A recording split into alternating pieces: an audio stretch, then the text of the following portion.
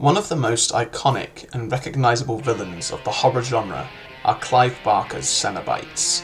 The poster boys for the Hellraiser franchise, they are a race of hedonistic, sadomasochistic creatures from beyond the veil. However, these extra-dimensional pleasure seekers have been so twisted from their original premise by the slew of trash sequels and subpar reboots, and turned into an extremely disjointed and contradictory race of demon angels. So join me today as we dive into exactly what the Cenobites were and have become.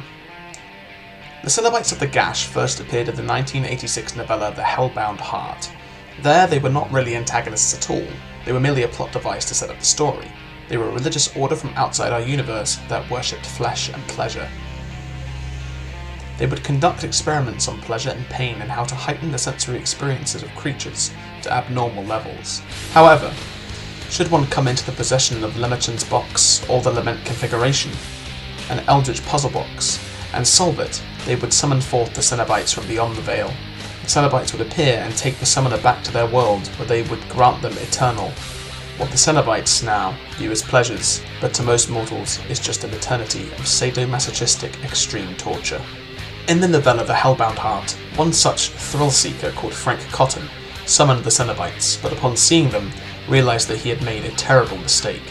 In this original version, the Cenobites are creatures who have become so desensitized to pleasure that they have taken themselves beyond the extremes, until pain and pleasure are completely interchangeable, and they are forced to concoct ridiculous new tortures with which to stimulate themselves and their guests.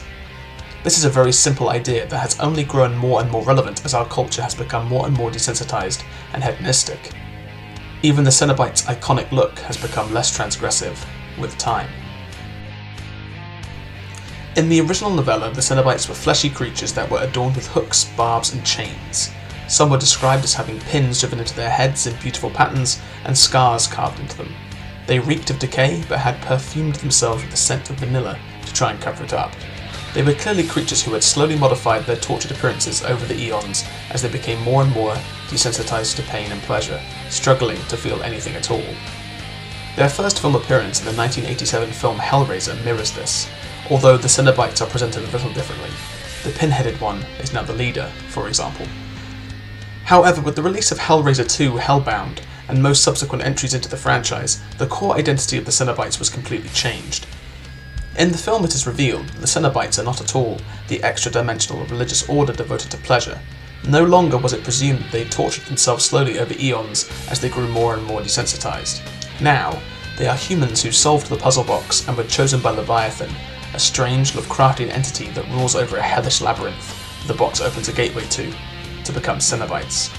They are now tortured and transformed into their Cenobite selves immediately, and live in actual hell, where they dole out Greek underworld-style punishments that fit the crime.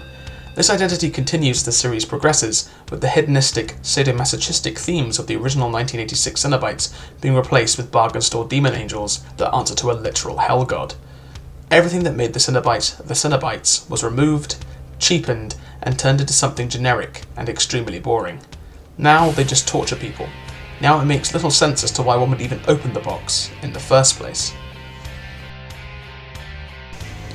The Cenobites of the Order of the Gash first appeared in The Hellbound Heart by Clive Barker, but have since appeared in all 10 of the original Hellraiser films, the 2022 Hulu remake of Hellraiser, the Hellraiser comic book series, and the novel The Scarlet Gospel, among others. In the original novella, the Cenobite known as Butterball was actually the leader. He was supposed to have some lines in the original film, but the makeup made speech impossible for the actor, so most of his lines were given over to Pinhead and the female Cenobite. In the original novella, Pinhead is sort of featured, but instead of the booming-voiced authoritative character he is in the films, he is an androgynous creature with a raspy, manic, girl-like voice and jewelled golden pins. The Cenobites were heavily retconned in Hellraiser 2 and, in my opinion, had their characters completely ruined. The Cenobites were never meant to be the faces of the franchise originally. Clive Barker had wanted Julia to be the main villain, but the popularity of Pinhead saw those plans trashed. In fact, in the original film, Frank Cotton is the antagonist, and the Cenobites are a more impartial party in the conflict. Pinhead is not the official name of the character. In fact, Clive Barker hates the name. The name was given to him by the crew on the first film, and it stuck, although in the credits he is only credited as lead Cenobite. It was not until Hellraiser 3 that he is credited as Pinhead. The official name for the Cenobite is in fact the Hell Priest. Although there have been many Cenobites added to the series over the years, the original quartet of them were colloquially known as Pinhead, Butterball, Chatterer, and Deepthroat, or more commonly known as just the female Cenobite. Pinhead was originally slated to make a cameo in the film Freddy vs. Jason, but it was later scrapped.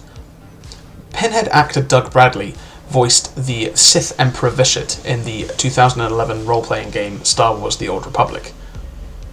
In the expanded Hellraiser universe, Kirsty Cotton, protagonist of the first two films and the original novella, ends up becoming the Cenobite replacement of Pinhead. Pinhead and the Cenobites were eventually destroyed in the future when a human scientist managed to build the Elysium configuration, which was the antithesis of the Lament configuration. It sealed off Hell forever and destroyed the Cenobites. In the climax of the original film, Kirsty uses the Lament configuration to send the Cenobites back to Hell. All save for Butterball, who was never sent back to Hell. Instead, the house collapsed upon him and seemingly killed him, although he later appeared in the sequel as if nothing had happened. However, in the original book, Kirsty did not need to send the Cenobites back to Hell. The Cenobites actually honoured their deal with her to trade her soul for Frank's, unlike in the film where they attempt to take her away with them anyway. The original Gash of Cenobites was slain at the end of Hellraiser 2 by Dr. Channard, although Pinhead was revived for Hellraiser 3. The Engineer, the fifth member of the Gash of the novel, is hinted at being the Cenobites' overseer. He appears at the end of the novel as a strange man with a blazing head who seems to be the caretaker of the box. However, in the original film, the Engineer is a big bloated monster that roams the halls of Hell, and the role of the caretaker went to the strange homeless man who was seen eating bugs throughout the film, and then becomes Skeleton Dragon at the end of it. In 2022, there was a hard reboot of the series. It starred actress Jamie Clayton as the Hell Priest, giving a far more androgynous and book-accurate depiction of the Pinhead character. However, this remake changed almost all of the Hellraiser lore, and the Cenobites were altered to be closer to their Hellraiser 2 counterparts, rather than the original versions, which I believe were the much stronger characters. The White Phyrexians in Magic the Gathering lore were clearly inspired by the Hellraiser series, and their leader, Elish Norn, even held the title of Grand Cenobite. These villains have appeared in so many projects over the years that it's hard to fit all their lore and trivia into one video. So what are some of your favourite Cenobite facts and trivia? Let me know in the comments, and make sure to like the video, share the video, and subscribe to this channel. Thank you.